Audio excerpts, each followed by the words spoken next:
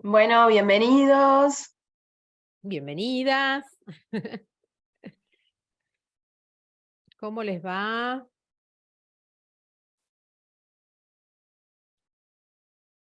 Bueno, estamos hoy una vez más en nuestro ciclo de charlas abiertas que llevamos adelante con Jackie Cataldi. Vamos a esperar un minutito más, que ahí están terminando de ingresar en la sala de espera. Mientras, para quienes no nos conocen, mi nombre es Melina Porporato, hago la coordinación académica del instituto, y ella es Jackie Cataldi, es la directora del instituto y es quien va a llevar adelante esta charla, que como yo siempre digo, es la charla que me hubiera gustado escuchar antes de empezar mi residencia. Es una charla que da mucha información para quienes están por empezar su camino dentro de la residencia, así que muy bienvenidos y ojalá les resulte tan interesante como nos pasa a todas las chicas de la coordinación de IMEDVA. Bueno, acá ya tenemos todos en la sala de espera, ya han ingresado. Bueno, como les contaba, la charla de hoy, como dice ahí, es respecto a los aspectos legales, los derechos y las obligaciones y las leyes que enmarcan en la residencia, ya que iba a contarles un poco las leyes que son más relevantes y cuestiones de lo legal que resultan muy relevantes en el ejercicio.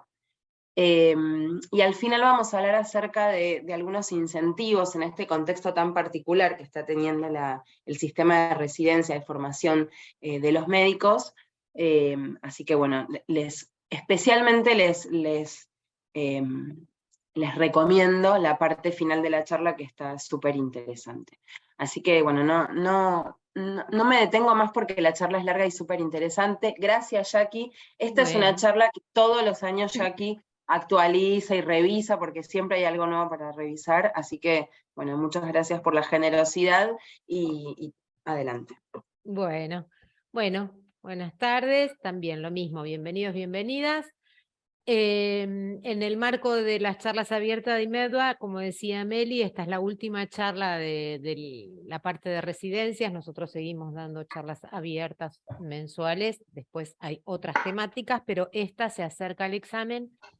Y básicamente cuando ustedes ingresan a un hospital, tienen que saber algunas cuestiones importantes para estar protegidos y para evitar inconvenientes, ¿sí? Vamos a hablar un poquito del ejercicio de la medicina, legislado mediante la ley 17.132 del 67, con todas sus actualizaciones, un poquito de historia, la reglamentación de las residencias que ha sido elaborado en el año 2015 y los incentivos que empiezan a ocurrir a partir de la crisis sanitaria de la pandemia en adelante, que necesitamos, bueno, por suerte, esa crisis se pone en evidencia y empiezan a haber algunas reacciones de parte del Estado.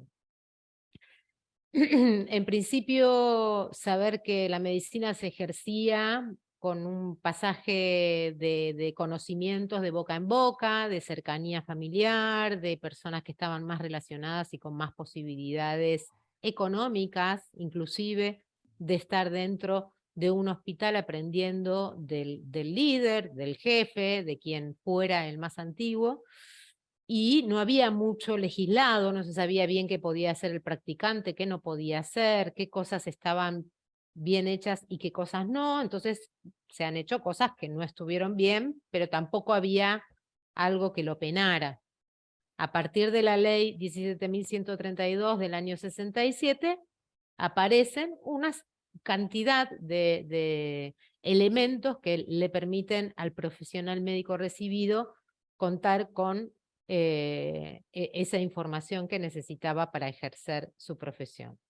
Después aparece en el 79, a través de la ley 22.127, se crea el Sistema Nacional de Residencias. Desde esta ley hasta esta ley pasaron algunos años en relación a que se ejercía la medicina con algunos criterios dentro de la ley, pero dentro de la formación de aquel que iba a adquirir ese certificado o esa especialidad, también era un poco sui generis, ¿no? Era como, bueno, el discípulo que estaba en el servicio y entonces se componía un grupo de cercanos a aquel jefe y eso les daba, a partir de determinado tiempo, un acceso a obtener cierta certificación de la especialidad, pero para nada legislada.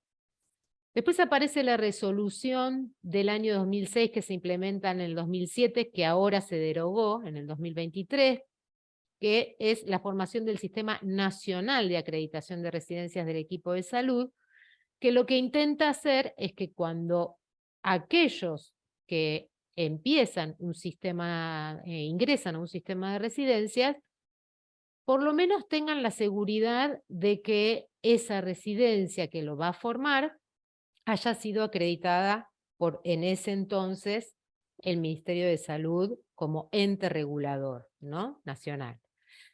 Ahora se derogó porque ya les voy a contar cómo se cambia, justamente se derogó este año.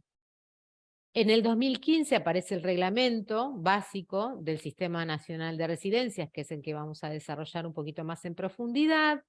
Se avanza en el sentido de poder federalizar el concurso, entender que el país requiere una distribución de profesionales homogénea, todo está concentrado en Buenos Aires, empieza a haber déficit de especialistas en distintas provincias del país, hay muchas variables dentro del sistema de evaluación, entonces se empieza a trabajar muchos años antes del 2018 con la finalidad de proponer un solo tipo de examen para que todos los que egresen del grado de la Facultad de Medicina, accedan por igual o de manera equitativa a un tipo de examen para después hacer una distribución dentro del país de las vacantes. Y luego termina generando el examen único, ¿sí? Que teníamos, digamos, en el 2019 se hizo presencial, 2020 y 2021 fue digital, no fue una buena experiencia, la experiencia digital, y volvimos a la presencialidad a partir del año pasado. Dentro de la ley, la 17.132, bueno, acá vamos a hablar de algunos artículos, algunos los vamos a pasar por alto, pero otros es importante que los tengan en cuenta. Primero, cuáles son los derechos, cuáles son los deberes que tienen ustedes y cuáles son las responsabilidades penales y civiles. Ustedes saben que el ejercicio de la medicina la tienen que hacer a través de obtener una matrícula nacional una vez que egresan de la facultad de grado, y esa matrícula nacional les permite trabajar en Capital Federal y en el territorio nacional de Tierra del Fuego y la Antártida. Pero para el resto de los lugares van a tener que obtener una matrícula que sea la que le corresponde a cada legislación, a cada región. Por ejemplo, la provincia de Buenos Aires tiene la matrícula provincial, ¿sí? No se puede trabajar con la matrícula nacional, sino que tienen que tener la matrícula de la provincia. Y cada una de las provincias tiene sus requisitos para tal efecto. ¿Qué puede hacer el médico una vez que está ejerciendo como médico sin meternos ni siquiera en el sistema de residencias? Puede anunciar, prescribir, indicar, aplicar cualquier procedimiento directo o indirecto del uso en el diagnóstico, pronóstico y tratamiento de las enfermedades de las personas o la recuperación, con la conservación, la preservación de la salud, el asesoramiento público o privado y las pericias que practiquen los profesionales, que todo lo está comprometido, digamos, o articulado en este artículo 13, que lo vamos a ver más adelante. Se habilita en una de las actualizaciones de esta ley la posibilidad de legislar una manera de atención que se llama la teleasistencia. Eso se vio muy favorecido en la pandemia y se siguió utilizando, ¿sí? Se sigue utilizando como algo posible hoy, por eso las prepagas, seguramente ustedes, si alguno cuenta con ella, pueden obtener una consulta presencial o por teleasistencia, y esto está legislado y aprobado.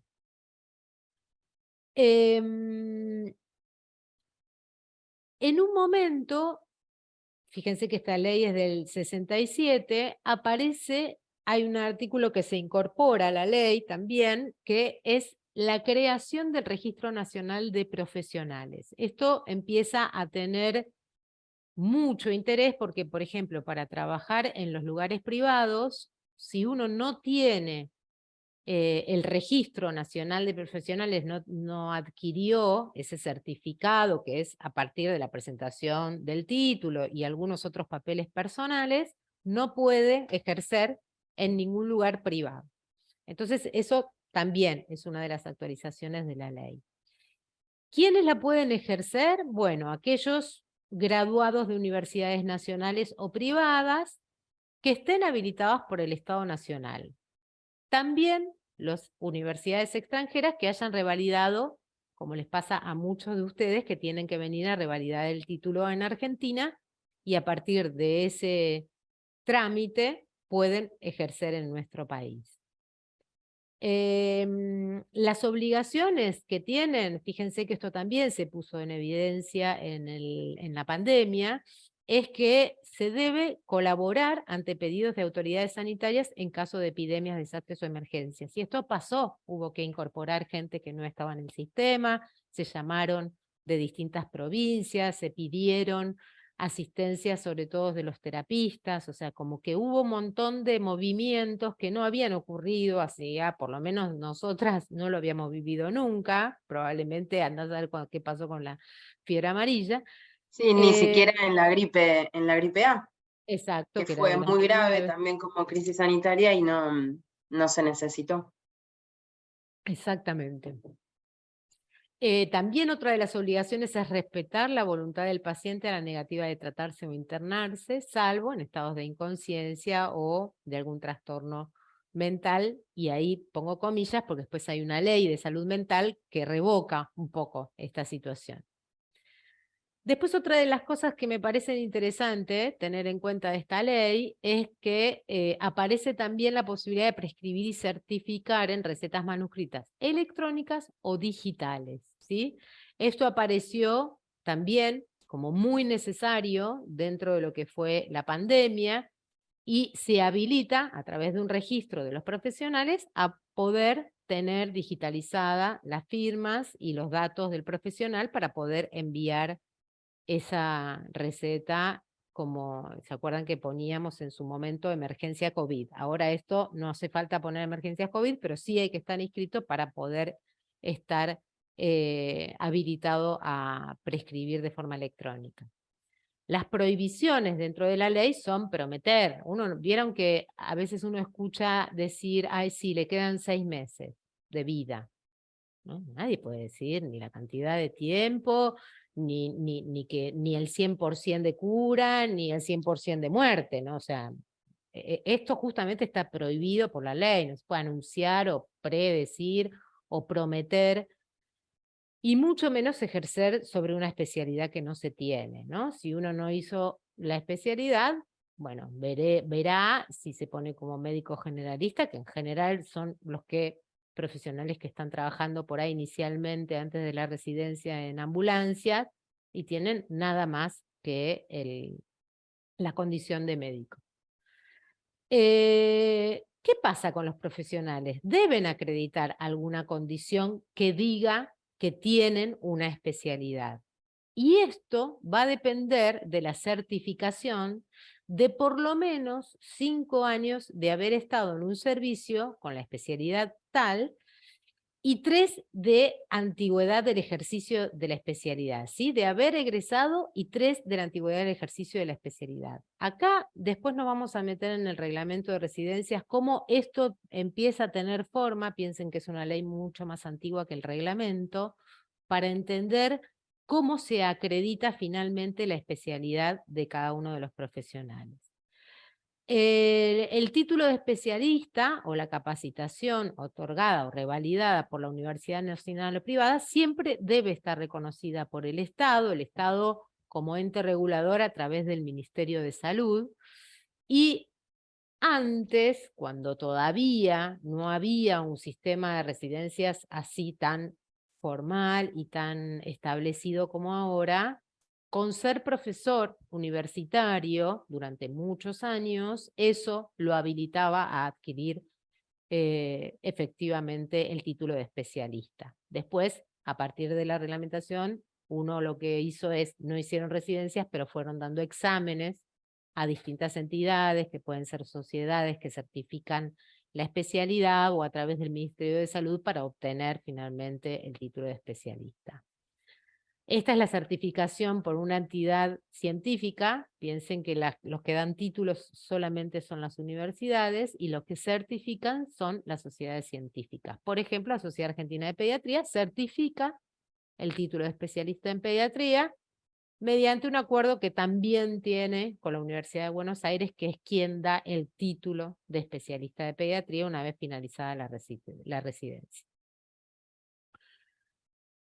En el año 80 se crea el Sistema Nacional de Residencias Médicas, con ARESA, y que esta ley contempla que el certificado de residencia, extendido por este Consejo Nacional de Residencia, sería suficiente para que el residente pueda inscribirse como especialista. Aquí pasaron muchas cosas, porque el tema es que no hubo una regulación para nada en el país de esto, que de pronto se accedía a un título, y mucho menos estaba regulado los lugares de formación. Entonces, bueno, efectivamente hubo mucho alboroto y mucho trabajo también de concientización con respecto a trabajar sobre las instituciones que forman a los residentes y alcanzar una formalidad, digamos, dentro de lo que sería la acreditación de esos lugares donde el profesional va a terminar formándose. Y mediante la resolución 450 del 2006, que después se pone de manifiesto en el 2007, dice que a través de la acreditación de 5 años, el sistema busca asegurar una formación de calidad en todo el país mediante la armonización de los criterios mínimos de la formación de cada especialidad. Y cada especialidad tiene muchos requisitos para poder determinar cuáles serían las instancias evaluatorias para adquirir finalmente el título de especialista en una institución acreditada. La anterior se derogó este año, como les decía, por medio de la creación del Sistema Integral de Evaluación de las Residencias del Equipo de Salud, el CIER. Esto es muy nuevito, esto de este año, que a fin de asegurar los estándares de calidad deseados, es necesario establecer que el reconocimiento de la residencia tendrá una validez mínima de 5 años entre un reglamento enorme que le significa a las instituciones poder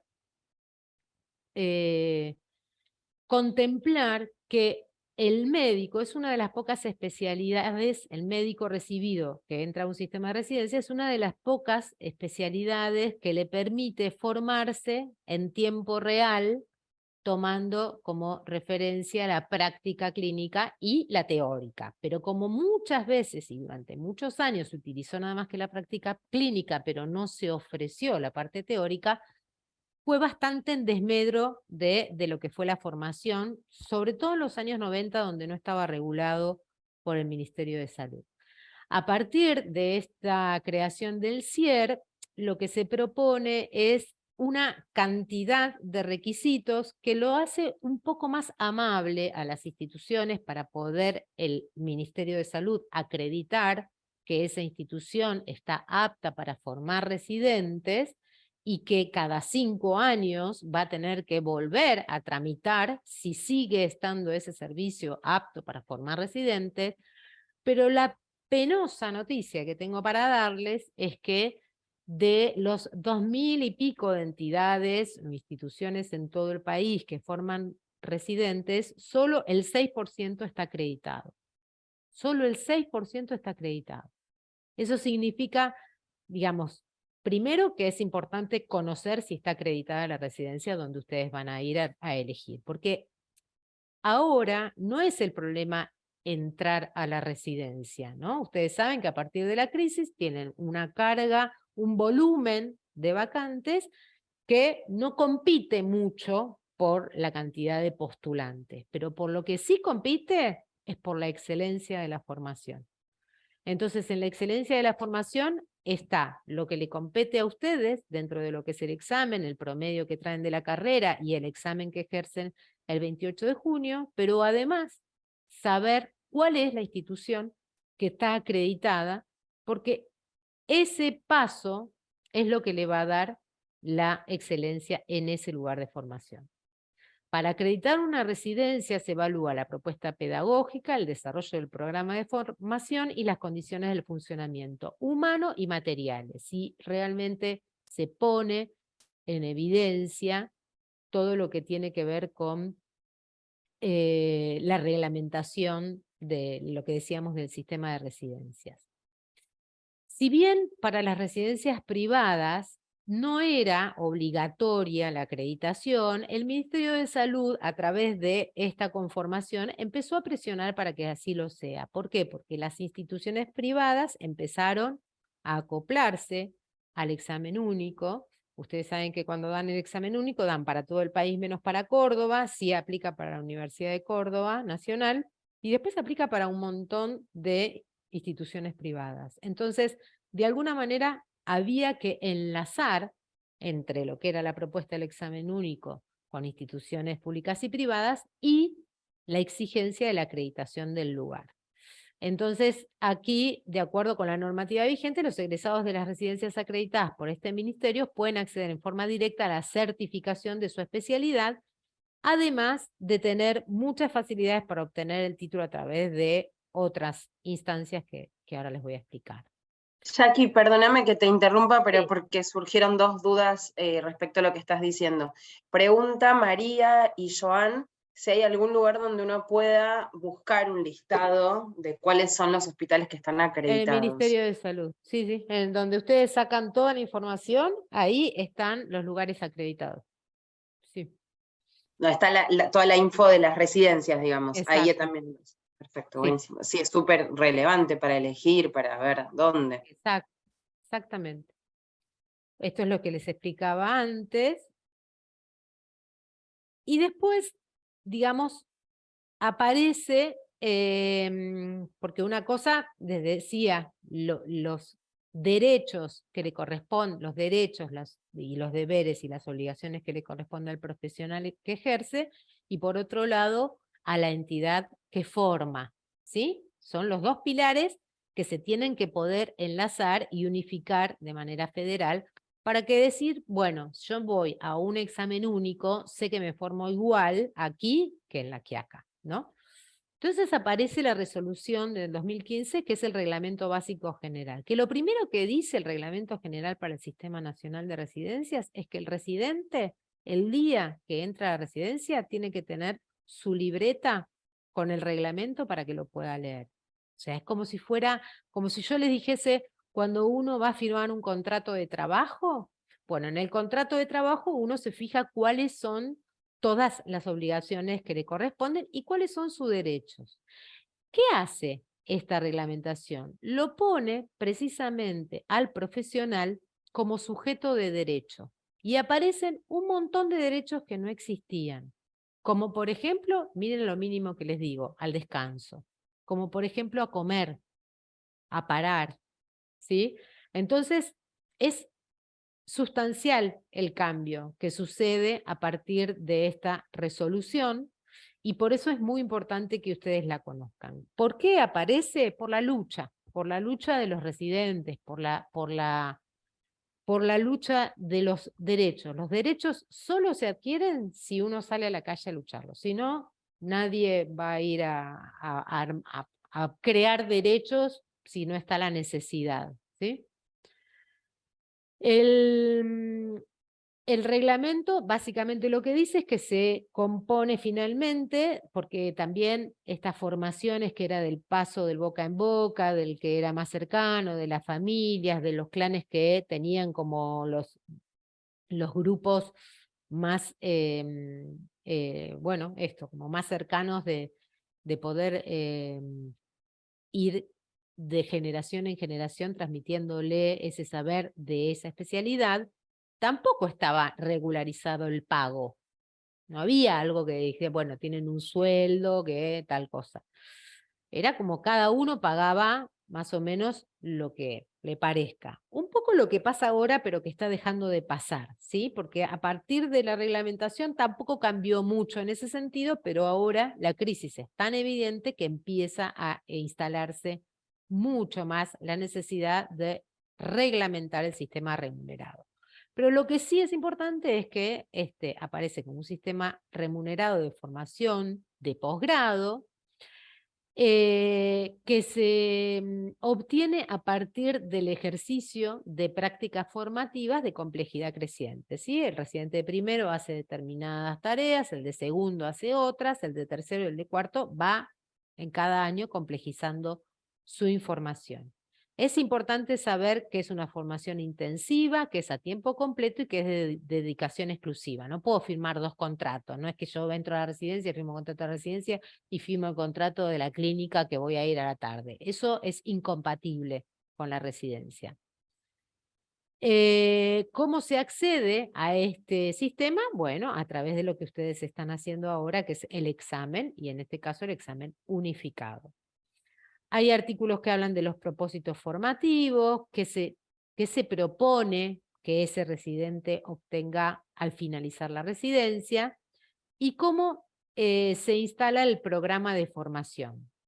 El programa es el diseño de las actividades que les permite al servicio organizar de manera articulada con todo el equipo de residentes de cada especialidad las rotaciones, la formación de que en cada rotación haya un residente superior que supervise al residente inferior, que siempre haya un residente de cuarto año que tenga la voz mayor y que ese residente de cuarto año en tal caso sea el comunicador con los médicos de planta. Además de todos los contenidos, está el sistema de evaluación. Cada una de las rotaciones debe ser evaluada y está propuesta dentro de la reglamentación qué tipo de evaluación requiere cada una de ellas. Las modalidades que existen dentro de la residencia, y esto también es nuevo, hay una que es nueva, que no existía el año pasado. Las tres estas, la residencia propiamente dicha, la residencia articulada, que fue la que se creó a partir de la necesidad de poder facilitarle a los terapistas neonatólogos pediátricos, por un lado los neonatólogos y por otro lado los terapistas pediátricos, llegar más rápido al título, porque si no tardaban 4 años de pediatría, más 2 o 3 años de neo o de terapia intensiva, después de 7 años de carrera, era como que a los 14 años tenían recién su título. Entonces, eso fue un adelanto en proponer la residencia articulada hace unos cuantos años atrás. Pero este año aparece la residencia básica integrada, que lo que hicieron fue integrar con el IAR, que es el internado anual rotatorio que ofrece la UBA, o las prácticas de final obligatoria, que son de otras universidades, con actividades profesionales a confiar, ¿sí? Se llama así está determinado en el reglamento y está dado por lugares, justamente en distintas partes del país, que esté acreditado por estas profesionales a confiar. Entonces aparece la residencia básica integrada que les permite contar con una cantidad de años de experiencia en esa formación para después obtener la certificación y eventualmente título de especialista. Y después las residencias posbásicas, que son la subespecialidad, que es después de la básica de 4 años, la mayoría, la posbásica. Acá lo que aparece es la dedicación, como les decía, a tiempo completo, le da un marco de autonomía y responsabilidad creciente y marca el inicio y la finalización del año lectivo que está determinado por los cambios de la fecha del examen de residencia.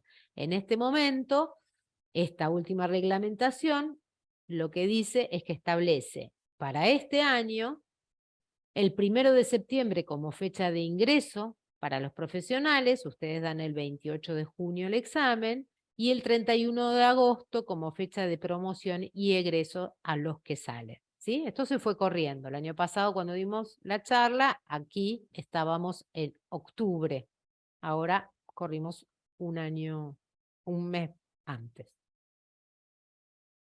Vos me avisás, Meli, si hay preguntas y eso. Sí, no hay ninguna, por eso no te interrumpí. Bien. Después aparece algo que es muy importante, es la carga horaria.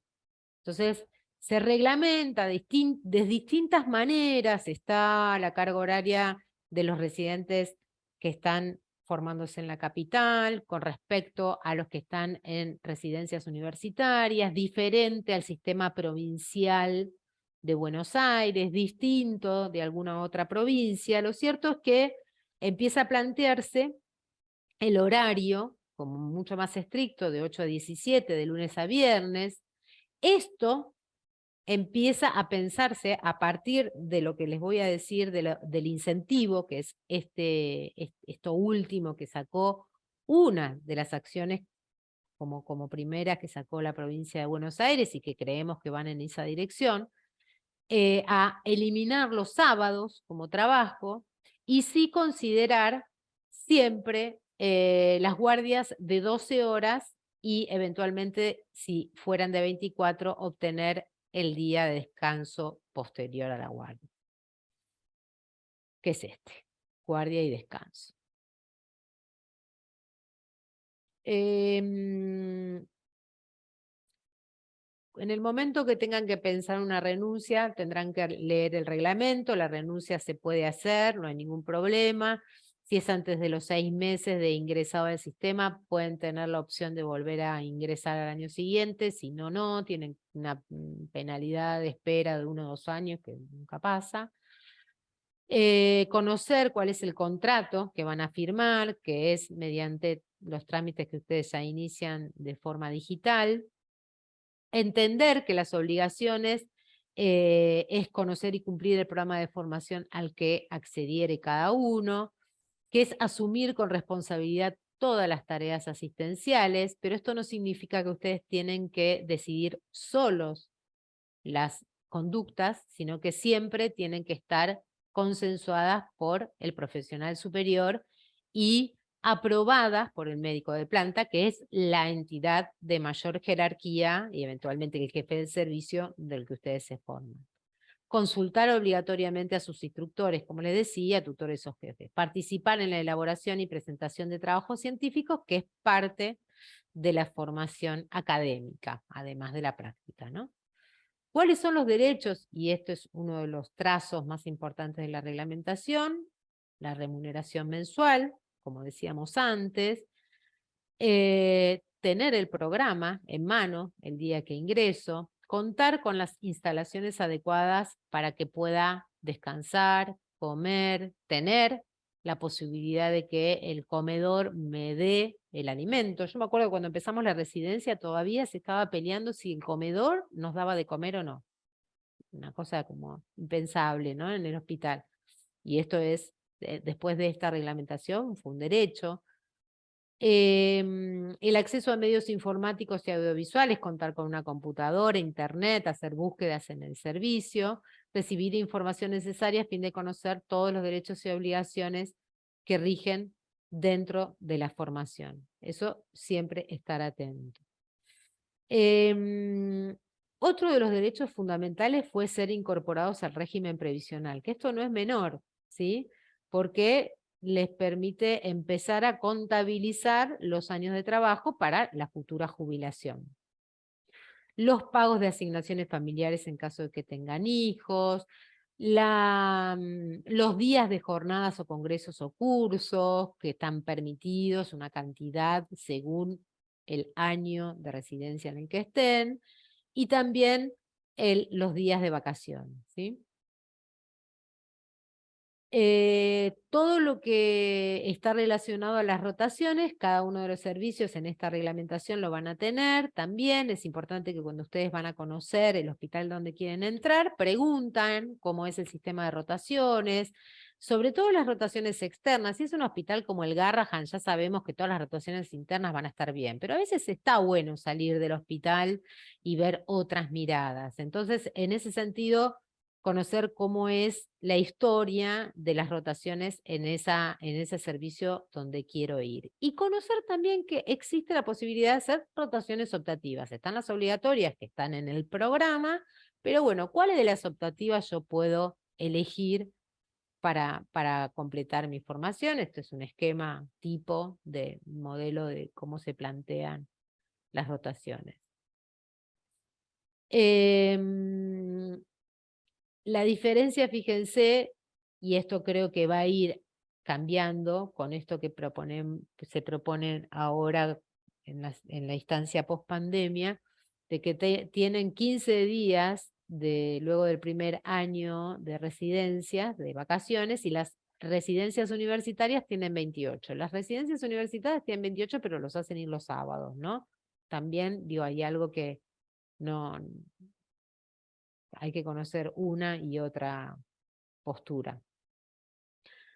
Y después habla de cómo se promociona, cuál es la prórroga de promoción, porque el sistema lo que hace es que es como que uno entra al último escalafón de formación y tiene que pasar el primer año, el segundo, el tercero y cuarto. Pero ¿qué pasa si no aprueban?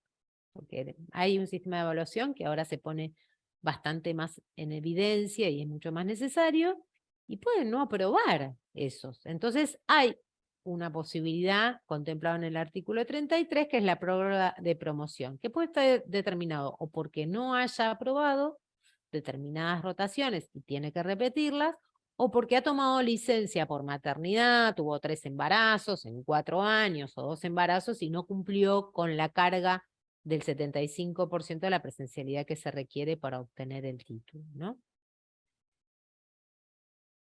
Bien. La evaluación es siempre de carácter teórico-práctico, porque la formación lo implica, es con la práctica en vivo, ¿no? Entonces, esto es lo que le decía, se hacen por rotación, se hacen anuales integradoras y se hace al finalizar la residencia. Cuando nosotros decimos, bueno, queremos hacer la certificación de nuestra especialidad, terminamos la residencia y ¿cómo tenemos nuestro título? Bueno, hay que hacer una serie de trámites presentando todos estos, digamos, el título de siempre, la matrícula, el acto físico, la declaración jurada de cargos y actividades, el certificado de finalización de residencia del hospital o de la institución donde lo hayan hecho. Bueno, gestionar la clave fiscal, y siempre se les va a pedir antecedentes penales para poder darles cualquiera de los títulos, ¿no? Las diferentes alternativas para obtener ese título de posgrado incluyen todas las carreras de especialización que están dictadas por la universidad, esto es, aquellas que están asociadas al hospital que yo elegí. El hospital, si está acreditado, golazo, porque termina el papelito que me dan del hospital, voy al ministerio y ya tengo el título de especialista. Pero si no, también está la instancia de que a partir del segundo año de la residencia esté enlazado el curso superior que da la UBA, la Universidad de Buenos Aires, y que el último año, cuando egreso de la residencia, también estoy habilitado para dar el examen de especialista en la Universidad de Buenos Aires y obtengo los 2 títulos, el que me da la Universidad de Buenos Aires y el que me otorga el Ministerio de Salud. Y a veces están enlazados también por las sociedades científicas que dan la certificación, como les decía, con la Sociedad Argentina de Pediatría. En los últimos años se ha producido un acercamiento entre estas ofertas y las residencias en vista a que la Comisión Nacional de Evaluación y Acreditación Universitaria, la CONEAU, que es súper exigente para aprobar todo, la CONEAU lo que hace es aprobar las capacitaciones de posgrado. Una vez que termina el grado, todo lo que sea posgrado puede o no pasar por la CONEAU. La CONEAU cada vez se está acercando más a las carreras de especialista de la Universidad de Buenos Aires, que están ligadas a su vez a los hospitales, ¿sí? a los servicios de formación de residentes de los hospitales. Que es otra manera de alcanzar. Fíjense que ya no hablamos más de concurrencia, que era el sistema no rentado. Entonces, un poco para sintetizar, el Estado tiene que regular tanto las instituciones formadoras, acreditando a esa institución y renovándola cada 5 años, como a los profesionales en formación. Mediante el ejercicio de la medicina, que está contemplado en la ley 17.132, y el cumplimiento del reglamento dentro de los derechos que le corresponden al residente en su formación del 2015. Y en las instituciones, estando mirando con la lupa a través de esta entidad del SIER, el Sistema Integral de Evaluación de las Residencias, mirando un poquito más profundamente la propuesta pedagógica, el desarrollo del programa de la formación y las condiciones en las que se desarrolla esa formación. Aquí les ponemos un poco algunas cosas que están relacionadas a, digamos, para ir terminando, a los incentivos que se fueron proponiendo en este último tiempo, ¿no? A partir de la crisis, no de la pandemia. La crisis viene desde antes en Argentina. Unos cuantos años antes empiezan a haber vacantes en las áreas críticas, en terapia pediátrica, en la terapia de adulto un poco menos, en neonatología. Con esa instancia empieza a haber cierta preocupación, pero también empieza a haber preocupación donde no hay cargos completos en el resto del país y se necesitan médicos generalistas para cubrir los centros de salud de las distintas provincias, lo que esté alejado de las grandes ciudades. Entonces se propone en el 2019 un incentivo de pagar el doble de lo que se pagaba si uno elegía al médico, a la medicina familiar como formación. Acá está nuevamente. Y este año hubo varias otras instancias, pero una de las más importantes, y para cerrar la charla, que queríamos sintetizar un poco para que ustedes tengan conciencia, que empieza a haber movimiento acerca de la propuesta de la mala paga que tenemos los profesionales de la salud, del poco respeto que se estaba teniendo con el residente, de las exigencias que se le daban sin cumplir con estos derechos que acabamos de mencionar. La provincia larga en el plano del lanzamiento del plan integral quinquenal, que es, ¿no?, como distintas instancias de modificación de cosas que venían funcionando mal.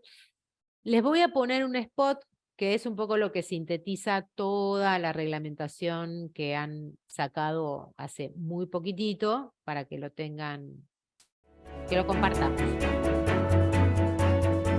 En el marco del Plan Quinquenal de Salud, la provincia de Buenos Aires lanza el Plan Integral de Fortalecimiento de Especialidades Médicas Estratégicas.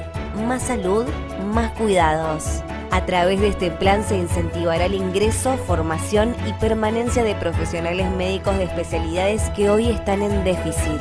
Clínica médica, pediatría, neonatología, terapia intensiva, medicina general y psiquiatría. Quienes elijan algunas de ellas o ya sean profesionales formados en estas 6 especialidades a partir de este año, la provincia les garantiza plus de un 15% para residentes sobre el salario de un ingresante, financiamiento de la carrera de especialista universitario, ingreso a la carrera hospitalaria una vez finalizada la residencia, cupos protegidos para becas de investigación Julieta Lanteri, formación innovada con equipos de simulación, acceso a beneficios del Banco Provincia, dedicación exclusiva con bloqueo de título. Y para las y los profesionales que atienden por IOMA, se aumenta un 30% el honorario de la consulta de medicina general, clínica y pediatría. Estamos realizando transformaciones estructurales, trabajando de manera articulada con PAMI, obras sociales, prepagas y los 135 municipios para garantizar el derecho a la salud y que este incentivo sea una herramienta más en el camino de la integración del sistema. Gobierno de la Provincia de Buenos Aires. Bueno, esto no es propaganda, ni mucho menos. Voy a dejar de comparar. A ver, pero que quiero volver a... Acá. No es propaganda, ni mucho menos, simplemente es compartir que empiezan a haber acciones un poco más concretas, que las necesitamos, obviamente, y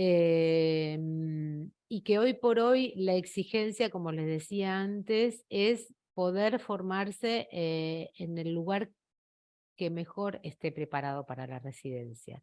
Hay un camino largo por andar, hay mucho por hacer dentro bueno, de lograr que esas instituciones sean acreditadas con los requisitos para que para que esa excelencia sea en todo el país, pero esta es la situación en la que estamos. Lo que sí elegimos este spot, básicamente dentro de todo lo que había, porque es algo que se empezó a concretar y entonces no queríamos como dejar de manifestar.